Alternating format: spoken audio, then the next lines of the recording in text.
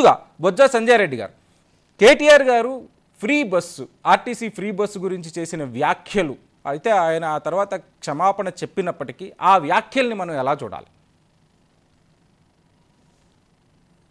ఇప్పుడు mic TV ద్వారా నేను ప్రతి ఒక్కరు కూడా తెలంగాణ ప్రజలకు కేటీఆర్ గారు అంటే ఆయనకు చాలా ఫ్యాషన్ అయిపోయింది ఈ మధ్యన మహిళల మీద కామెంట్స్ చేయడము, మీరు బాధపడితే మళ్ళీ సారీ చెప్పడము.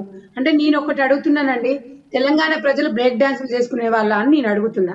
తెలంగాణ ప్రజలు అంటే తెలంగాణ మహిళలు అంటే ఆత్మగౌరవంతో బతికేది అనేది ఆయనకు తెలియదు. ఎందుకంటే వాళ్ళ నాన్న పబ్బు కల్చరు, వాళ్ళ నాయన, ఎందుకంటే ఆయన రాకుల్ ప్రీతి సింగ్ తోని పబ్బులు కల్చర్స్ ఇవి, ఇలా ఆయన భార్య కిట్టి పార్టీలు, ఎందుకంటే ఇది ప్రజల సొమ్ము కదా, రాజుల సొమ్ము రాళ్ల పాలన్నట్టు మీకేం పని పాట లేదు కాబట్టి మీరు బ్రేక్ డాన్సులు రికార్డ్ డాన్సులు చేసుకుంటారు, మీకు అవసరం బట్టి ఇంకేమన్నా కూడా చేసుకుంటారు.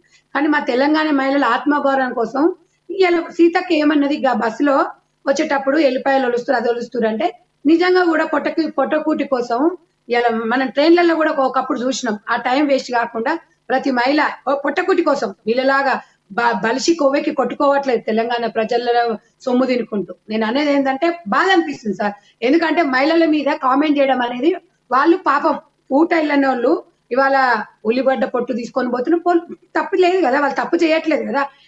మీ చెల్లె సంస్కారం ఎట్లాంటిదో తెలంగాణ ప్రజలందరికీ తెలుసు.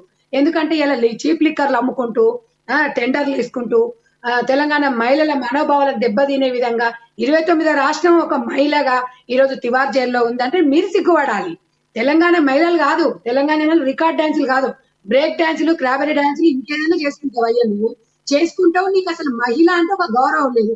మరి మీ ఇంట్లో నీకు బిడ్డ ఉంది, నీ అక్క ఉంది, నీ చెల్లి ఉంది, మీ భార్య ఉంది, మీ అమ్మ కూడా ఉంది, మరి ఇంతమంది ఉన్నారు కదా, వాళ్ళందరూ విన్నప్పుడు సిగ్గని పీలేదు వాళ్ళకి. మరి మొన్న రేవంత్ రెడ్డి గారు మా అక్కలు అన్నందుకే తెలంగాణ మొత్తం ఊపిరి ఇంట్లో మరి బీఆర్ఎస్ మహిళలు, మరి ఇలా బీఆర్ఎస్ మహిళలకు ఊపు వస్తలేదా? మరి తెలంగాణ మహిళలను అన్నప్పుడు తెలియదా? మరి పార్టీ పరంగా చూడొద్దు, ఖబర్దార్. ఒక్కటే చెప్తున్నా కేటీఆర్ గారికి, ఆయనకి ఒక కల్చర్ నిజంగా తెలియదు. 2006 ముందు ఏడున్నాడు, అంత గతంలో ఎక్కడ పనిచేసిండు, ఏం చేసిండు అనేది మనం ఒకసారి ఆలోచించుకోవాలి.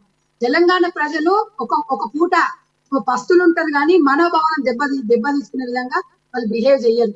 నిజంగా అండి, ఆదిలాబాద్కి వెళ్ళొచ్చు 4 గంటలు టైం పడుతుంది. అవును, ఆ టైం ఎందుకు వేస్ట్ చేయాలంటే వాళ్ళకి ఒక కుటుంబం గురించి ఒక ఆతృత, వాళ్ళకి ఒక బాధ్యత ఉంటది కాబట్టి చేస్తున్నారు. దాంట్లో తప్ప కళ్ళల్లో కాకులు పడుచుకుంటున్నారండి బాబు. కాంగ్రెస్ పార్టీ ఉచిత బస్ ఎప్పుడైతే పెట్టిందో అప్పటి ఓర్చుకుంటలేరు. నాకు అదే అసలు ఎట్లయిపోయిందంటే ప్రతి ఒక్కరిని మన బీఆర్ఎస్ నాయకులు మనం వచ్చిన గవర్నమెంట్ వచ్చిన సంవత్సరం చూసినామండి, 5 సంవత్సరాలు ఒక మహిళ గౌరవం లేక ఒక పదవి, ఒక మంచి పదవి కూడా ఇవ్వలేదు. వీళ్ళ మహిళల గురించి మాట్లాడతారు, మళ్ళీ వీళ్ళ కోసం మహిళలు పాప ధర్నాలు చేస్తున్నారు. వీళ్ళ సబితా ఇంద్రారెడ్డి గారు ఆమె ప్రెస్ మీట్ పెడుతుంది. గతంలో ఎప్పుడు కూడా ఓ తెలంగాణ భవన్ పోయిన వ్యక్తి కాదు, ఓ ప్రెస్ మీట్ పెట్టింది కాదు. ఇవాళ ఆమె పెడుతుంది అంటే ఇవాళ మా అక్కలు అన్నప్పుడేమో ఆమెకు బాధ అనిపించింది, కానీ వీళ్ళు తెలంగాణ మహిళలు బ్రేక్ డాన్సులు చేస్తారంటే మరి వీళ్ళు ఎందుకో వచ్చి ప్రెస్ మీట్ పెడతలేదు, మళ్ళీ ఎందుకో అట్లా కేటీఆర్ ఎందుకో ఖండిస్తలేదు. ఒక్కటే అండి, తెలంగాణ మహిళల మనోభావాలను దెబ్బతీసినోడు ఇవాళ కాలగర్భంలో కలిసిపోయిండ్రు.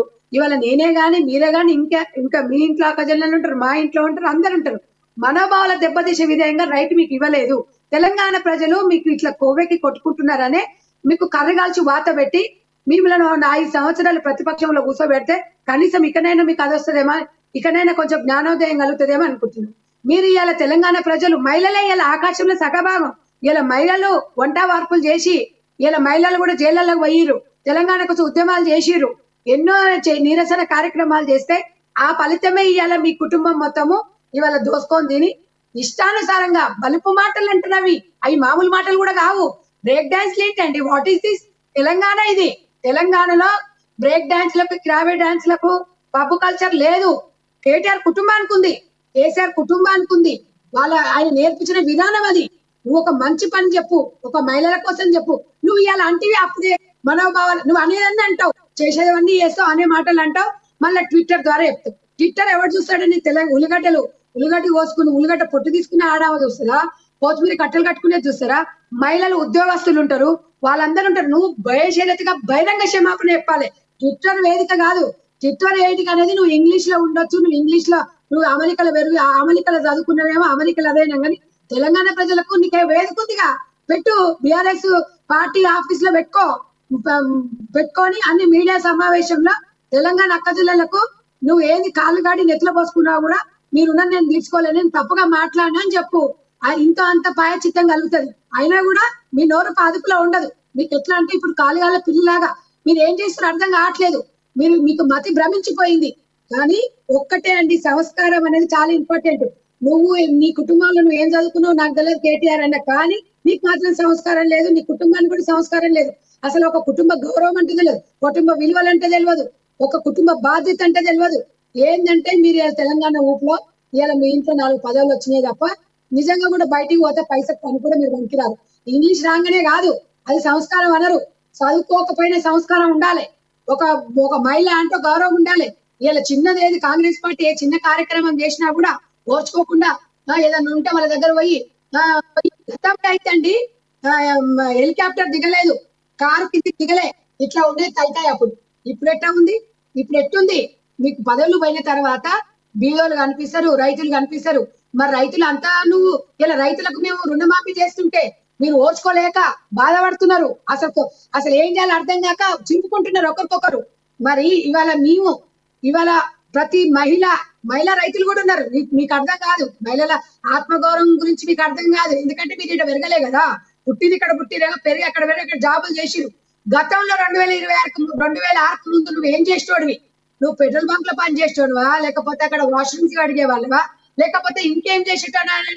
అట్లాంటి వాళ్ళకి ఇంతకన్నా ఎక్కువ ఏం తెలుసు అని తెలంగాణ ప్రజలు ఎలా నిజంగా మరి బిఆర్ఎస్ ఉన్న ఆడవాళ్ళు రావాలి. ఓయమ్మో మొన్న మా ఎక్కలు అన్నందుకు వీళ్ళ కోపాలు వచ్చినాయి. మరి ఇవాళ ఎక్కడ పోయినారు ఈ ఎక్కలంతా? బిఆర్ఎస్ ఉన్న నాయకులు మొత్తం అతలాకుతం చేసిరు. మరి ఇవాళ బ్రేక్ డాన్స్లు అన్నప్పుడు ఎందుకో రారమ్మా మీరు బయటికి? అంటే మీకు సంధ్యారెడ్డి గారు నేను మళ్ళీ వస్తాను మీ దగ్గరికి. సంధ్యారెడ్డి గారు నేను మళ్ళీ వస్తాను మీ దగ్గరికి. వెంకటనారాయణ గారు, హలో వెంకటనారాయణ గారు, ఫ్రీ బస్సు అంటే నిజానికి మొబిలిటీ ఒక ఎంపవర్మెంట్ని తీసుకొస్తుంది. మొబిలిటీ అంటే మీ ప్రొఫెసర్ గారు కాబట్టి మీరు చాలా క్లియర్గా చెప్పాలి. అంటే ఆడవాళ్ళకి మొబిలిటీ ఒక చైతన్యాన్ని తీసుకొస్తుంది. ఆ చైతన్యం మార్కెట్లోకి వచ్చిన తర్వాత అది గవర్నమెంట్కి అనేక విధాలుగా ఉపయోగపడుతుంది. స్త్రీ కదలిక ముఖ్యం, ముందు స్త్రీ కదలాలి అనేది ఒక ఎంపవర్మెంట్లో భాగం. కాబట్టి అందులో భాగంగా చేసిన ఒక స్కీమ్ని ఇలా కామెంట్ చేయడాన్ని మనం ఎలా అర్థం చేసుకోవాలి? మన దేశానికి స్వాతంత్రం వచ్చి 75 సంవత్సరాలు అయినప్పటికీ కూడా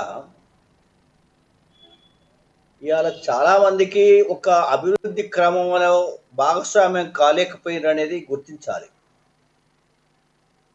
అందులో 50% మహిళలలో ఆ మహిళల కూడా 70-80% మహిళలు